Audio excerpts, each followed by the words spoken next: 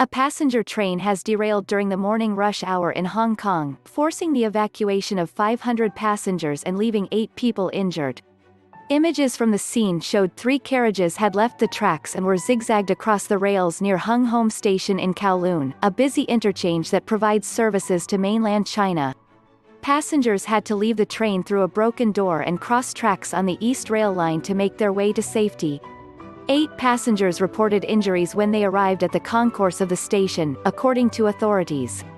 The cause of the derailment was still under investigation, but there was no immediate suggestion of foul play after previous attacks by pro-democracy protesters on the city's mass transit system. "We would not rule out any possibility, but at this stage we won't speculate on any particular suggestions," the city's transport chief Frank Chan told reporters in a press conference. Train services between 2 stations on the line had been suspended due to the accident, according to the MTR Corporation, the city's only rail company.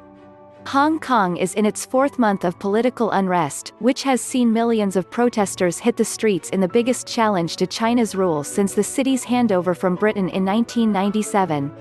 Sparked by a now-withdrawn bill to allow extraditions to the mainland, the protests have turned increasingly violent, with clashes between police and hardcore protesters becoming frequent.